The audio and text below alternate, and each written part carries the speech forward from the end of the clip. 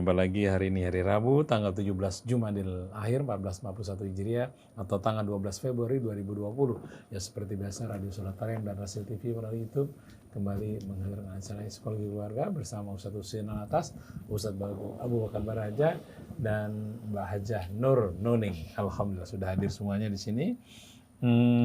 Kali ini kita menerima kasus tentang seorang ibu yang punya anak bungsu perempuan, kakaknya, keluarganya 5 kalau salah nanya itu ya. Nah, yang bungsu ini udah mulai melawan-lawan, menghardik ibunya begitu, jadi mengherankan padahal perasaan dididik dengan baik. Nanti selengkapnya akan dibacakan oleh Mbak Nuning. Assalamualaikum Ustadz Husein. Assalamualaikum warahmatullahi. Kita mulai acara ini dengan membaca Al-Fatihah. A'udzu billahi minasy syaithanir rajim. Bismillahirrahmanirrahim. Alhamdulillahi rabbil alamin. Ar-Rahmanir Rahim. Maliki yaumiddin. Iyyaka na'budu wa iyyaka nasta'in. Ihdinas siratal mustaqim. Siratal ladzina an'amta 'alaihim ghairil maghdubi 'alaihim waladdallin.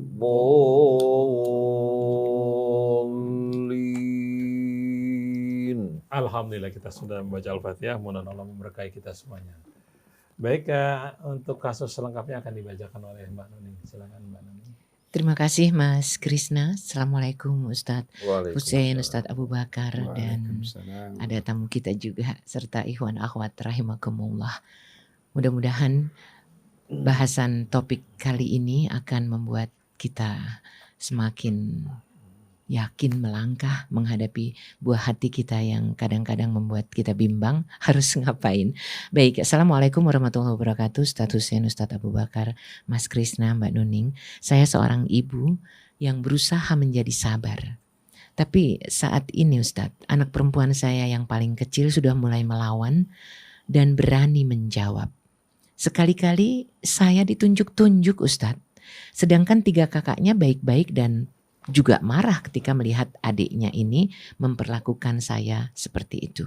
Sudah beberapa hari ini bahkan sudah mulai tidak pulang dan hanya mengabari kalau mau nginap saja di rumah temannya. Saya bertanya-tanya Ustadz, apa dosa saya?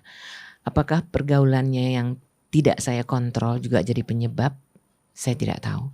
Saat ini dia baru masuk kuliah semester 1 dan akan masuk semester 2. Tingkah lakunya berubah baru beberapa minggu ini Ustadz. Saya takut keterusan. Sebenarnya salah saya juga sih. Anak ini jaraknya dengan kakaknya 10 tahun. Jadi dia manja, diturutin semua maunya sampai dengan saat ini. Ini yang suka terbayang dalam ingatan saya Ustadz. Dia pernah mengatakan, kenapa mami melahirkan saya ketika mami sudah tua? Jadi saya tidak seperti kakak-kakak tuh. Nah kalau dia mengatakan seperti itu Ustadz, saya cuma memandangi wajahnya. Bukankah seharusnya dia bersyukur semua yang dia mau selalu didapat karena kakak-kakaknya yang sudah besar-besar itu sayang sama dia. Ustadz, saya takut kalau dia berdosa lantas tidak mendapat ridho Allah karena kelakuannya. Dan masih banyak lagi perilakunya yang tidak menyenangkan saya. Bagaimana Ustadz? Apa yang harus saya lakukan? Terima kasih. Ya, silakan. A'udzu billahi minasy syaithanir rajim. Bismillahirrahmanirrahim. Alhamdulillahi rabbil alamin. Hamdan katsiran thayyiban mubarakan fih kama yuhibbu rabbuna wa yarda. Allahumma salli wa sallim wa barik ala abdika wa rasulika Muhammadin wa alihi wa sahbihi wa sallim. Subhanaka la ilma lana illa ma 'allamtana innaka antal alimul hakim. Wala haula wala quwwata illa billahil aliyyil azim.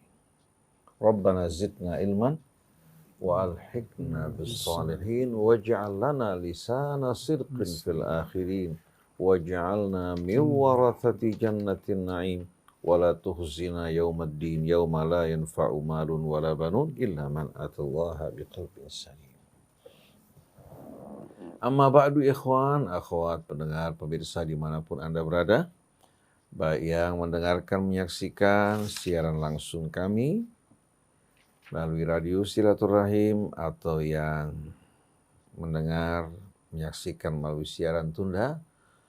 Assalamualaikum jami'an warahmatullahi wabarakatuh.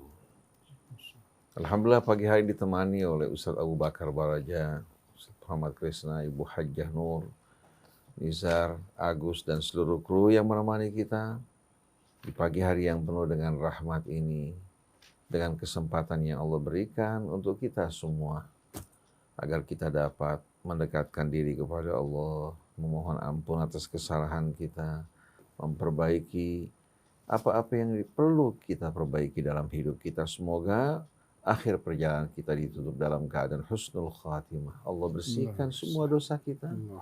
Allah kumpulkan kita bersama Nabi kita Muhammad sallallahu alaihi wasallam, para keluarganya, sahabatnya, dan Allah Subhanahu wa taala bersihkan hati kita dari kebencian sedikit pun pada sesama saudara kita yang beriman. Amin ya rabbal alamin. Allah Subhanahu wa taala jadikan anak sebagai amanat pada kedua orang tua, agar kedua orang tua mendidik anak tersebut dengan pendidikan yang akan menumbuhkan kesadaran, keimanan, dan ketakwaan pada Allah. Apabila kedua orang tua mendidik anaknya untuk mengenal Tuhannya, mengenal hari akhir, mengenal Rasulnya, mengenal juga kitabnya, ditanamkan nilai-nilai ini semenjak dini, niscaya jiwanya akan tumbuh dalam keadaan sehat dan baik. Di saat dia mengenal Tuhannya, mengenal juga akan balasan di hari akhir, akan membuat si anak dengan sendirinya akan mempertimbangkan berbagai macam sikap dan ucapannya. Karena dia merasa dirinya diawasi oleh Allah dan kelak dia akan mempertanggungjawabkan amalnya. Oleh karena itu pendidikan yang sebaik-baiknya dimulai dengan memperkenalkan anak kepada Allah. Menumbuhkan kesadaran dalam dirinya bahwa dia kelak akan berdiri di hadapan Allah Subhanahu wa taala mempertanggungjawabkan amalnya. Kemudian memperkenalkan juga kehidupan nabinya dengan ketauladanannya agar dapat betul-betul menjadi idola hidupnya yang utama. Hingga tidak salah memilih idola di sekolah maupun di tengah-tengah pergaulan yang lain. Dia dapat membedakan mana yang sepatutnya menjadi idola dan mana yang tidak. Kemudian mendidiknya untuk membaca ayat-ayat Allah, meresapi maknanya. Alangkah indahnya kalau di rumah walaupun 5-6 ayat dibacakan selalu agar anak-anak mendengar bersama-sama, ini akan menjadi bekal yang baik.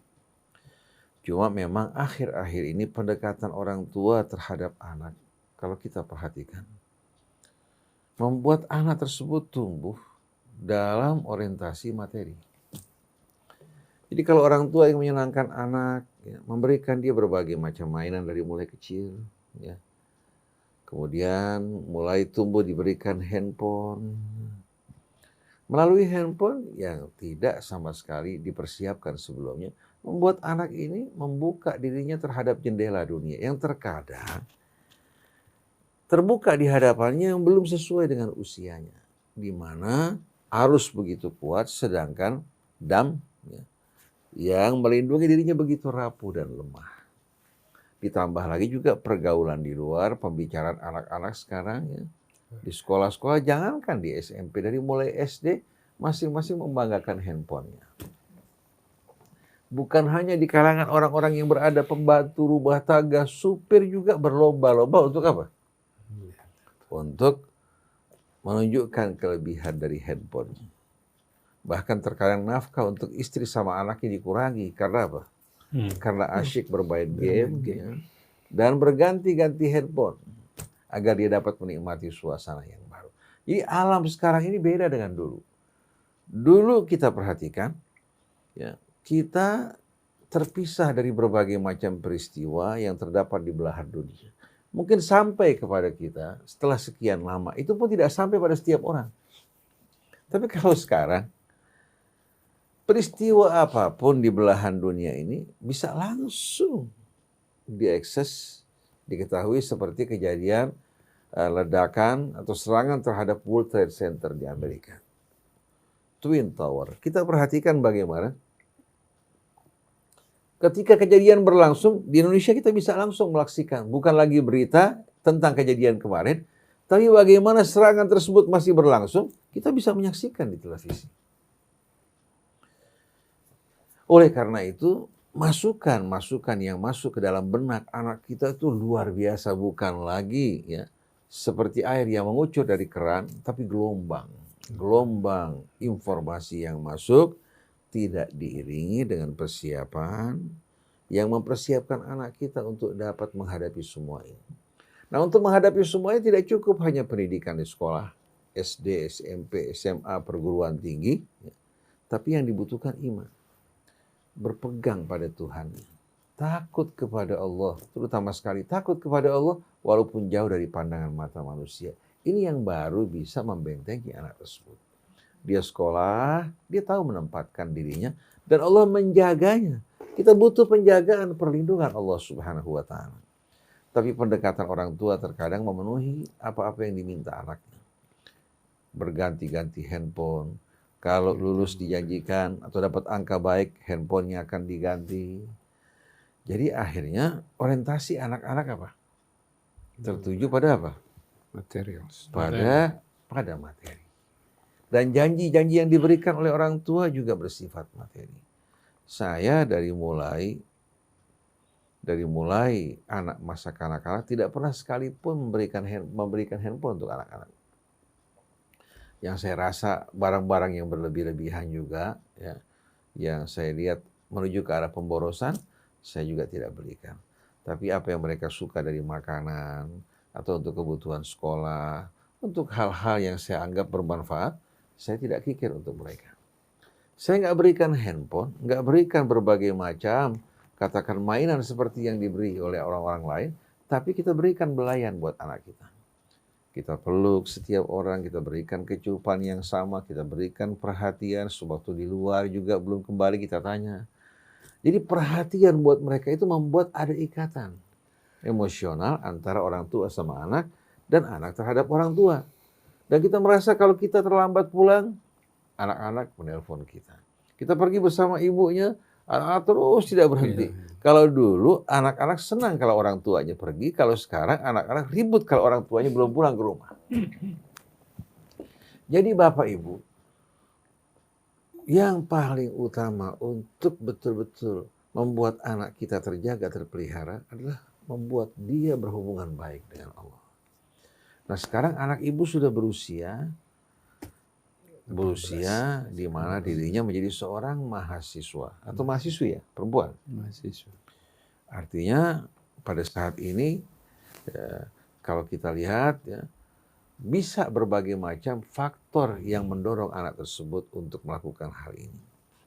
Bisa saja kegelisahan dia punya hati, ketidakpuasan yang dirasakan ya, hingga dia merasa kenapa ibu melahirkan saya di usia tua. Padahal sebetulnya anak yang dilahirkan di saat ibunya berusia tua, sebetulnya anak ini mendapatkan apa?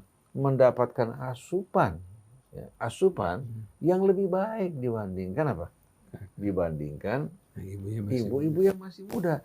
Di saat itu ibu sudah dewasa, sudah bijak, mau tidak mau membawa apa? Membawa ya, hal-hal yang baik dari orang tuanya. Oleh karena itu, dia tidak perlu berkecil hati, malah dia harus bahagia, alhamdulillah.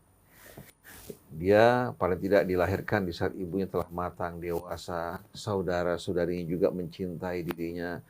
Ini semua kesalahan karena dia tidak diingatkan dan diperkenalkan dengan baik kepada Allah Subhanahu wa Ta'ala.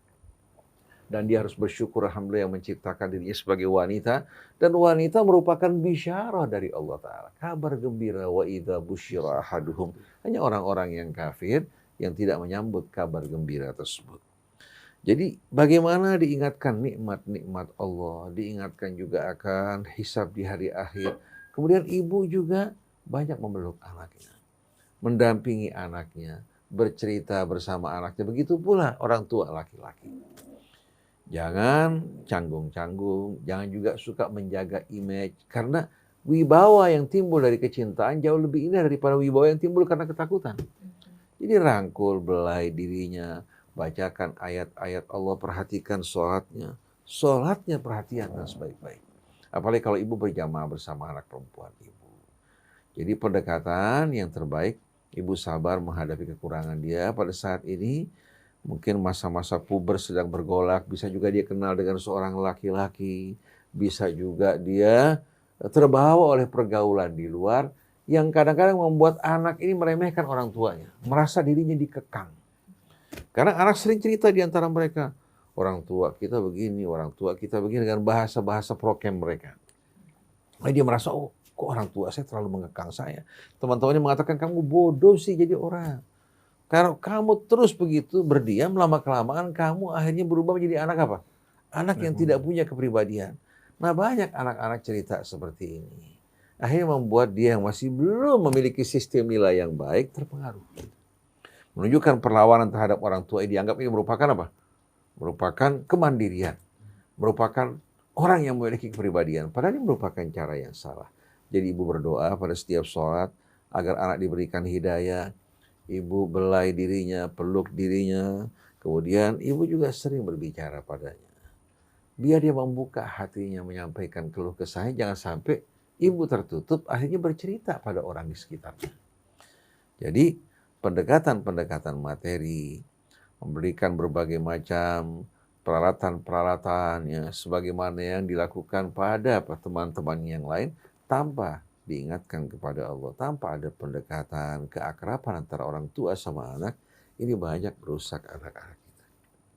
Walaupun ibu tidak berikan macam-macam, tapi kalau tumbuh dalam kecintaan, perhatian, belayan, dia akan selalu merindukan orang tuanya. Walaupun dia pergi sekolah, bekerja, dia ingin segera pulang ke rumah karena dia menemukan justru kehangatan dalam hatinya tidak didapatkan di luar dimanapun juga. Tapi kalau ibu dingin, ibu juga kata menjaga image, atau seorang bapak menjaga image, pulang ke rumah hanya belajar, masing-masing disuruh sibuk perusahaannya tanpa ada kehangatan, dia akan mencari kehangatan di luar.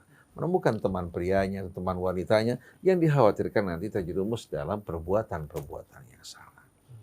Jadi, mulai anak kita, pertama-tama kita perkenalkan kepada Allah, kepada Rasulnya, kepada kitabnya pada hari akhir. Sebagaimana yang diajarkan Allah, kemudian bersikap mesralah pada anak-anak kita.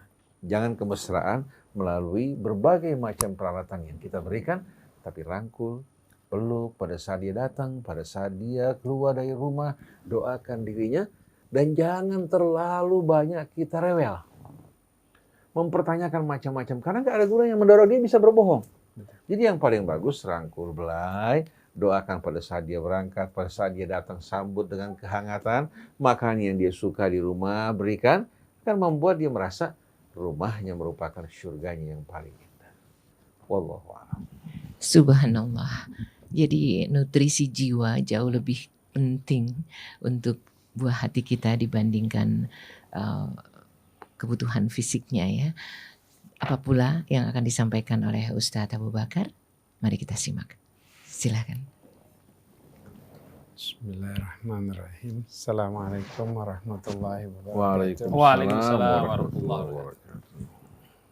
Terima kasih Ustadz Husin yang telah mengenalkan bagaimana anak itu harus mengenal Allah yang sering dilupakan.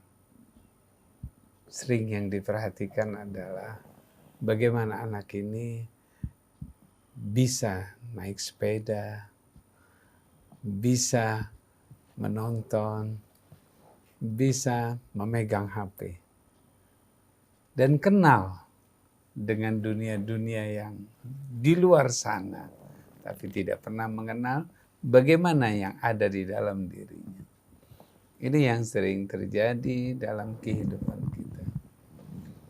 Orang tua yang kita perhatikan saat ini kasusnya melahirkan setelah usianya sudah mungkin agak lanjut, dan si anak merasa bahwa kakaknya sudah jauh lebih dewasa.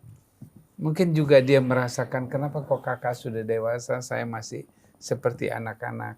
Bisa saja anak tersebut dibuat seperti anak-anak kecil terus hingga sampai dewasa. Dan dia tidak pernah bisa merasakan bahwa dirinya adalah sudah besar, sudah SMP, sudah SMA, saat ini sudah kuliah.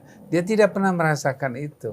Karena dia anggap sama kakaknya mengatakan, kamu masih kecil. Si ibu juga mengatakan, hati-hati, jaga diri kamu.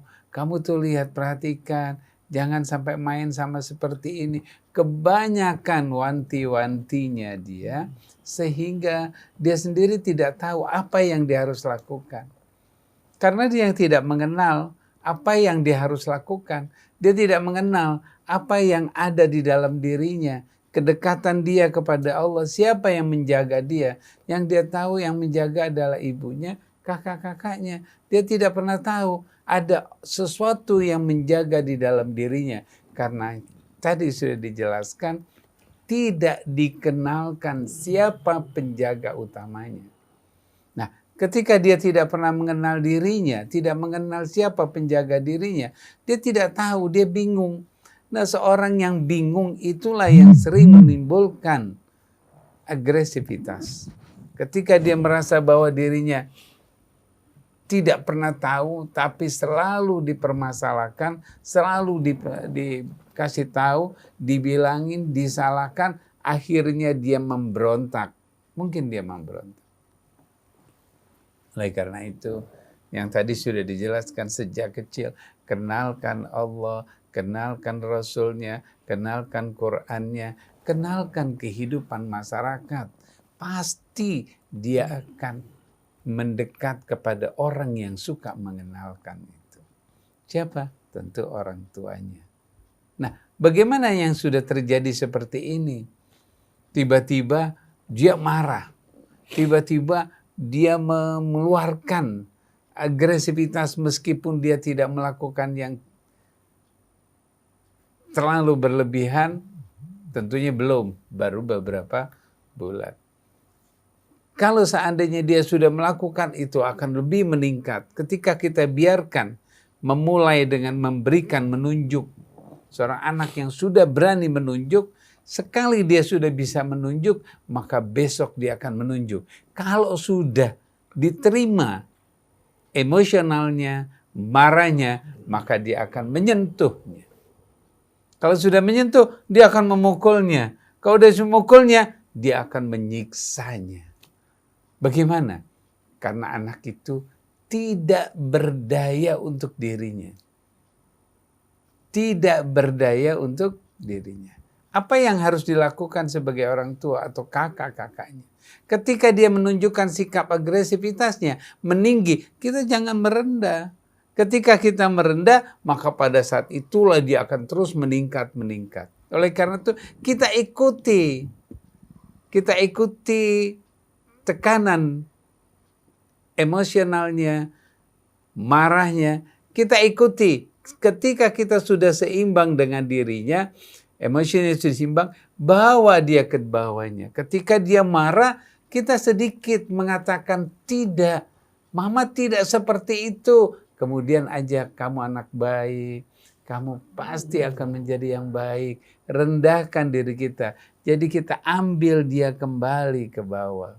Ambil dia kembali ke dalam pelukan kita.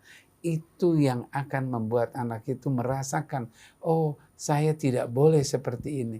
Karena ketika dia marah, ada yang menjaga jangan sampai lebih tinggi. Maka di stop. Ketika di stop, langsung dapatkan dirinya.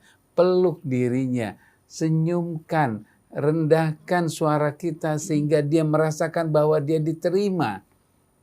Ketika itu dia akan merasakan bahwa, oh saya salah. Ketika dia sudah merasakan, oh saya salah, maka kesadaran itulah yang dia akan terima. Oke, bagaimana selanjutnya? ketika dia biasa saja, ketika dia tidak marah, tidak menunjuk. Di saat itulah berikan kesempatan dia untuk mengenal yang benar dan yang baik. Ini yang sering terlupakan oleh orang tua. Di samping tadi sudah dijelaskan tentang Allah, Rasul, Quran, kehidupan yang baik dan yang benar. Dan seringnya kita, anak-anak kita saat ini, yang disampaikan adalah yang salah. Itu tidak benar. Kamu salah melakukan itu. Nah, kata-kata salah, nggak benar, akan tersimpan menjadi kesan dalam dirinya. Maka dia akan terus mencari. Apabila kesan dan memorinya sudah sering mendapat kesalahan, sering melihat, memperhatikan yang salah, yang dilakukan selalu dikenalkan yang salah, maka pikirannya dia akan terus mencari yang salah. Oleh karena itu, sejak dini, kenalkan sesuatu yang benar dan baik. Cukup. Ketika dia memegang tangan kanan, atau mengambil dengan tangan kanan, atau dia meminum dengan tangan kanan, memberikan dengan tangan kanan, katakan, kamu melakukan yang benar. Oh, tangan kanan ini benar. Kalau dia sudah mampu insight di dalam pikirannya, maka dengan otomatis dia tidak akan pakai dengan tangan kirinya. Itu dimulai. Bagaimana yang sekarang sudah mahasiswa? Lakukan. Ketika dia pulang mengucapkan Assalamualaikum, tentunya dia pasti akan seperti itu ketika dia lagi tenang. Begitu dia mengucapkan Assalamualaikum, oh, kamu anak yang benar mengucapkan Assalamualaikum. Oh, ini yang benar. Cukup, gak usah gitu. Nah gitu dong, jangan seperti kayak gitu marah-marah melulu. Kalau marah-marah melulu gak bagus, muka kamu nanti jadi jelek. Kata-kata itulah yang akan tersimpan sama dia, maka dia akan cari perbuatan-perbuatan yang sama yang diucapkan oleh ibunya. Oleh karena itu, berikan yang benar dan baik. Kalimat-kalimat yang benar, kata-kata yang baik, yang terus dimasukkan ke dalam memorinya dia. Kalau ini dia dapatkan, insya Allah anak itu akan merasakan. Setiap kali dia ingin melakukan yang tidak baik, oh ini gak baik. Maka dia akan terus mencari sesuatu perbuatan yang benar. Karena penuhnya kalimat yang benar dan baik dalam pikirannya. Karena kita selalu mengatakan, tuh kalau kamu melakukan itu yang nggak benar. Kenapa kita tidak berusaha untuk membalikkan? Kalau kamu melakukan yang ini yang benar. Yang tidak benar, nggak usah karena dia sudah melakukan. Oh kalau itu yang benar, berarti dia melakukan yang salah. Itulah berpikirnya dia. Karena Allah menciptakan setiap makhluknya dengan berpikir. Kenapa kita tidak berikan kesempatan anak kita untuk berpikir? Kenapa kita memberikan kesempatan anak kita untuk menerima yang salah dan melakukan perbuatan-perbuatan yang salah? Oleh karena itu kembali kepada prosesnya. Yuk, setiap kali dia melakukan sesuatu yang benar, katakan agar supaya kesan dia, memorinya dia menerima, dia akan simpan. Maka di dalam memori dia akan produksi semua yang benar dan baik dan dia akan merecall, dia akan melakukannya, dia akan mengerjakannya yang sesuai dengan produksi dalam memorinya dia. Itu pasti. Insya Allah kalau dia selalu terpenuhi dengan benar dan baik, terutama kenalkan Allah, kenalkan Rasul, kenalkan Qur'annya, pasti dia akan mengenal orang tuanya. Kalau dia sudah tidak pernah Allah, nggak pernah Rasulnya, nggak kenal Qur'annya, siapa lagi yang mau dikenal sama dia? Nggak ada yang bisa dikenal. Karena tidak ada yang baik selain daripada semua itu. Nggak ada yang benar selain dari ketiga itu. Insya Allah, ini yang terbaik. Subhanallah. Jadi bagaimana cara kita membuat anak-anak merasa dicintai pun melalui pilihan kata tadi luar biasa sekali. Ustadz, kita bisa langsung ke WA yang dikirim untuk Pak Khalil, Pak Budi, Ibu Rahmah, Ibu Lis, dan Ibunda Fajar. Terima kasih sekali. Bisiku keluarga, Masya Allah, syukron Rasil, jempolnya banyak banget Ustadz. Dan ada satu pertanyaan, Ustadz, ada gak sih doa spesifik untuk melunakkan hati anak kita? Silahkan.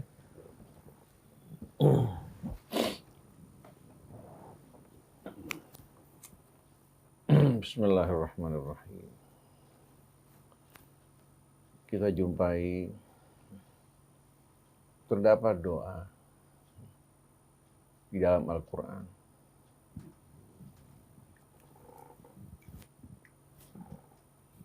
Doa bagi orang tua bukan hanya untuk dirinya, bukan hanya untuk kedua orang tuanya, tapi juga untuk anaknya. Terutama sekali pada saat orang tua berusia 40 tahun. Bukan berarti sebelumnya tidak dianjurkan, tapi pada usia 40 tahun di mana seorang telah sampai pada usia matang dan dewasa. Allah berfirman dalam surat Al-Ahqaf, "Wa wassaynal insana biwalidayhi ihsana." Kami wanti-wanti berwasiat pada setiap anak manusia agar dia betul-betul selalu bersikap baik kepada kedua orang tuanya. Baik orang tuanya dalam keadaan beriman maupun tidak beriman. Baik orang tuanya sebagai orang-orang yang berbuat kemaksiatan, apakah orang-orang yang taat. Tetap anak diperintahkan Allah untuk bersikap baik pada kedua orang tuanya. Terutama sekali sang ibu. Kalau orang menyaksikan bagaimana keadaan ibu yang hamil dengan susah payah, melahirkan pun juga dengan susah payah, bahkan terancam nyawanya. Tapi semua dilalui dengan penuh kesabaran karena adanya cinta. Oleh karena itu seorang anak harus betul-betul memperhatikan hal ini. Nah, pada ayat 15 dari suratul Ahqaf Allah sebutkan hamalathu ummuhu kurhan wa wada'athu kurhan. Terutama ibunya yang mengandung dengan berat dan susah payah. Melahirkannya pun dengan berat dan susah payah. Di samping derita, sakit, juga ancaman yang mengancam nyawanya. Wa hamluhu wa fisaluhu 30 syahra. Masa kehamilan dan masa-masa menyusui kurang lebih sebanyak 30 bulan. Belum lagi setelah itu masa kanak-kanak yang lebih berat lagi. Di mana orang tua berlari ke sana, berlari kemari, mengejar anaknya, memperhatikan pendidikan anaknya. Hatta idza balagha ashuddahu wa balagha 40 sana, hingga di saat anak tersebut sampai pada usia 40 tahun, sampai pada usia dewasa ya, dan matang, Allah ajarkan doa. Qala rabbi auzi'ni an ashkura ni'mataka allati an'amta 'alaihi. Wahai Tuhanku, bantulah aku, mudahkan aku, bimbing aku untuk dapat mensyukuri nikmat-Mu yang telah Kau limpahkan atas diriku. Wa ala walidai, juga nikmat-nikmat yang Kau limpahkan atas kedua orang tuaku. Wa an a'mala shalihan tardah, dan bantu aku untuk mengerjakan amal soleh yang Kau ridhai. Wa aslih li fi dzurriyyati, dan perbaiki anak keturunanku yang tadinya akhlaknya kurang baik, yang hatinya keras. Dengan tulus suami istri berdoa, terutama sekali pada saat sujud setelah membaca subhana rabbiyal a'la wa bihamdi, baca doa ini. Wa aslih li fi dzurriyyati wa aslih li fi dzurriyyati wa aslih li fi dzurriyyati. Perbaiki bagiku ya Allah anak keturunanku. Inni tubtu ilaik, aku bertobat kepadamu. Wa inni minal muslimin, dan aku nyatakan, tegaskan diriku dari orang yang berserah diri kepadamu ya Allah. Ini juga doa Nabi Sulaiman. Rabbi auzi'ni an ashkura ni'mataka allati an'amta alayya wa ala walidayya wa an a'mala salihan tardah wa adkhilni birahmatika fi ibadikas salihin. Penutup dalam doa tersebut yang dibaca oleh Sulaiman, dan masukkan aku ke dalam dengan rahmatmu ke dalam hamba-hamba yang saleh. Nah, orang-orang tua yang seperti ini Allah sebutkan ulaikal ladzina nataqabbalu anhum ahsana ma amilu wa natajawazu an sayyi'atihim fi ashabil jannah wa'ada sidqil ladzi kanu yu'adun. Mereka orang-orang yang kami terima dari mereka amal-amal mereka yang terbaik, kemudian kami hapuskan juga apa? Keburukan-keburukan mereka. Ini merupakan janji yang benar yang dijanjikan untuk mereka. Nah, doa ini merupakan doa yang diajarkan Allah bagi orang-orang yang telah berusia 40 tahun, tapi sebelumnya pun ya, membaca doa ini amat indah. Wahai Tuhanku, bantulah aku, mudahkan aku, bimbing aku untuk mensyukuri nikmat-Mu yang Kau limpahkan atas diriku. Begitu juga atas kedua orang tuaku. Dan bantu aku untuk mengerjakan amal-amal saleh yang Kau ridhai dengan sisa hidupku ini, ya Allah. Kemudian aku bertaubat padamu, ya Allah. Perbaikilah anak keturunanku. Aku bertaubat padamu dan aku nyatakan diriku orang yang berserah diri kepadamu. Orang yang membaca ini insya Allah, bila dia wafat dalam keadaan husnul khatimah, juga hidupnya insya Allah akan dibimbing untuk mengerjakan amal saleh yang diridhai, menjadi hamba yang bersyukur. Dan mudah-mudahan Allah perbaiki anaknya hingga menjadi anak yang saleh. Begitu juga dalam suratul Furqan. Tadi dalam surat Al-Ahqaf ayat 15. Dalam suratul Furqan, Rabbana hablana min azwajina wa dzurriyyatina qurrata a'yun waj'alna lil muttaqina imama. Wahai Tuhan kami, anugerahkan bagi kami, ya Allah, ya, dari pasangan kami anak-anak keturunan yang menjadi penyejuk dada kami, pelipur lara kami, juga membawa kebahagiaan bagi kami. Ini merupakan bimbingan dari Allah. Nah, di saat anak tersebut menjadi qurrat a'yun, menjadi buah mata kita, buah hati kita, pelipur lara kita, penyejuk hati kita, berarti orang-orang yang hatinya dilunakkan oleh Allah Subhanahu wa Ta'ala. Kemudian Nabi juga selalu membaca doa perlindungan untuk anak cucunya. Dia bacakan u'idzuka bi kalimatillahi tammah min kulli syaitanin wa hammah wa min kulli ainin lamah. Aku bentengi kamu ya, dengan kalimat Allah yang maha sempurna. Kalimat Allah yang maha sempurna menggambarkan kekuasaannya, kehendaknya.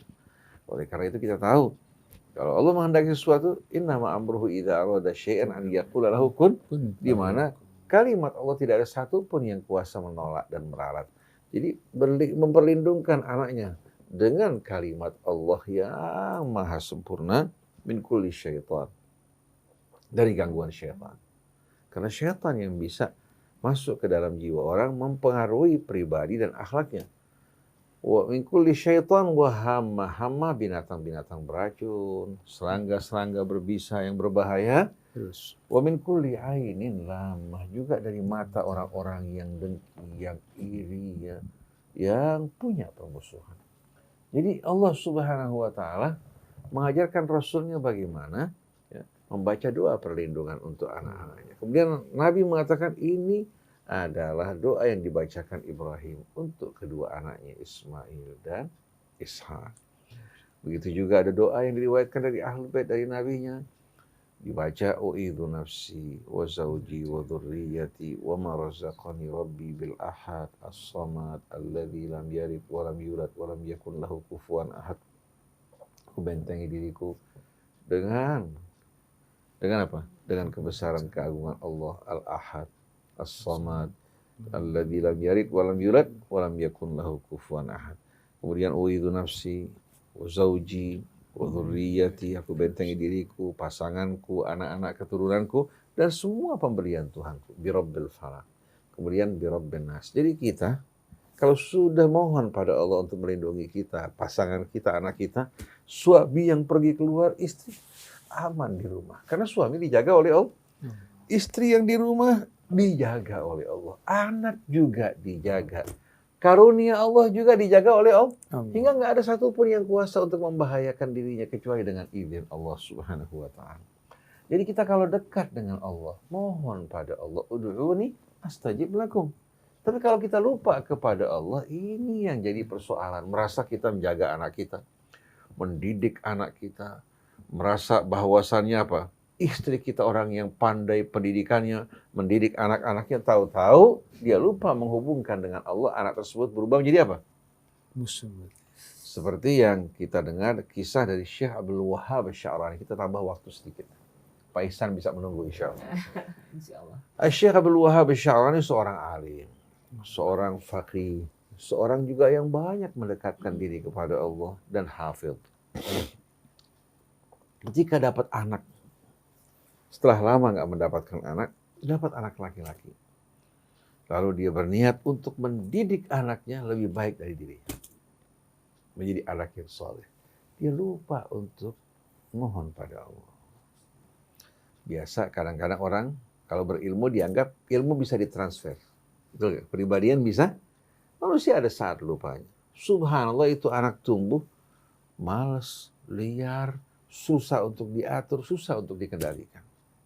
Si orang tua berpikir, kenapa ini anak begini? Ibunya orang baik. Dia juga merasa alhamdulillah tidak membanggakan dirinya. Jiwanya betul-betul dalam keadaan terkendali. Kok kenapa anaknya seperti ini? Makanan yang diberikan juga makanan yang halal. Akhirnya dia tersadar, dia lupa, dia mengucapkan kata-kata yang seharusnya tidak terucap dari orang yang sadar. Saya akan mendidik anak saya. Padahal dia pun semua merupakan anugerah hidayah dari Allah. Akhirnya dia tersungkur sujud bertobat dari ucapan dia. Dia mohon ampun karena kelalaian dia. Dan mohon kepada Allah untuk menjaga, melindungi, membimbing anaknya. Subhanallah, semenjak si orang tua beristighfar, bertobat, menyerahkan kepada Allah, itu anak langsung apa? Berubah perilakunya. Seperti Ibu Maryam ketika berdoa, wa inni u'idzuha wa dzurriyyataha minasyaitonir rajim. Ya Allah, aku serahkan perlindungan dirinya kepadamu, ya Allah. Dan anak-anak keturunannya dari syaitan yang terkutuk. Fataqabbalaha rabbuha biqabulin hasanin wa ambataha nabatan hasana. Allah terima doanya, Allah tumbuhkan ini anak dalam pertumbuhan yang baik. Bahkan yang merawatnya Nabi lagi Zakaria. Jadi ingat, jangan pernah bertepuk dada, jangan pernah bangga diri dengan ilmu, bangga dengan apa yang kita miliki, pendidikan yang tinggi, semua ini tanpa izin Allah akan sia-sia. Berapa banyak orang kampung biasa-biasa anaknya menjadi anak yang soleh, berpendidikan tinggi, bahkan terkemuka. Tapi berapa banyak orang yang kaya, mampu, dan lain sebagainya, tapi ternyata melahirkan anak yang wal'iyadzubillah kehilangan tujuan hidupnya. Wallahu a'lam. Kita persilakan Abu Bakar. Subhanallah. Sudah gitu. Dan Ustadz Abu Bakar sudah dengan senyumnya mengatakan luar biasa sekali hari ini. Terima kasih Ustadz Hussein. Sepatah dua patah kata pun tetap ditunggu Ustadz. Silakan. Kalau belum ada Abu Bakar belum sempurna. Masya Allah. Bismillahirrahmanirrahim. Kata apa lagi yang akan disampaikan ketika kata-kata itu sudah memasuki ke sanubari kita. Namun doa tidak akan pernah lepas dari bibir kita. Ketika kita melihat seorang anak, baik itu baik, maupun anak itu kita melihat sesuatu yang tidak baik, maka langsunglah kita ingat Allah. Di saat itulah kita akan merasakan benar apa yang tadi dikatakan. Ketika kita melihat kelemahan anak kita, bahwa Allah yang lebih kuat, berarti Allah akan bantu dia. Inilah yang sering kita lihat. Tidak perlu banyak, kenapa kok dia begitu? Tapi kembali kepada diri kita. Dan kemudian berdoa apa yang tadi Ustadz Husin sudah sampaikan. Doa itu luar biasa. Saya tidak bisa lagi berkata-kata untuk berdoa seperti itu. Bagaimana, apa yang harus kita sampaikan lagi. Dan itu sederhana, tapi masuk ke dalam sanubari kita. Ingat, ketika kita melihat anak kita, di saat itulah Allah bersamanya.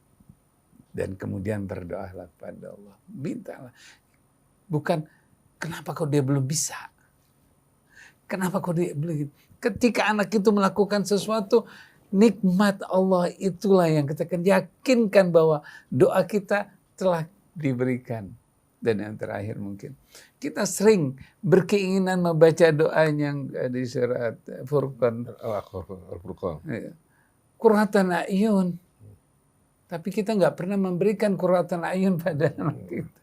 Kita selalu berharap Allah memberikan kesejukan di anak kita. Tapi kita selalu tidak pernah memberikan kesejukan buat anak kita. Ketika anak itu salah, muka kita cemberut.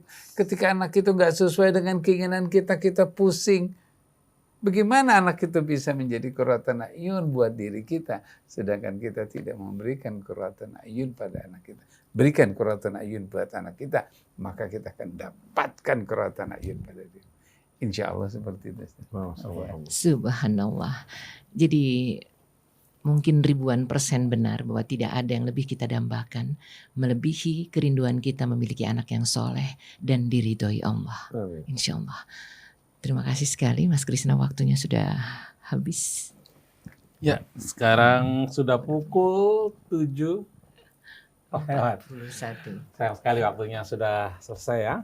Terima kasih Mbak Nuning, Ustaz Hussein, Abu Bakar Raja. Mudah-mudahan apa yang tadi disampaikan dapat bermanfaat untuk kita semuanya. Oke, saya Krisna Purwana dan juga Neza. Kemudian Fahri, mohon pamit. Wabillahi taufiq wal hidayah. Wassalamualaikum warahmatullahi wabarakatuh. Waalaikumsalam.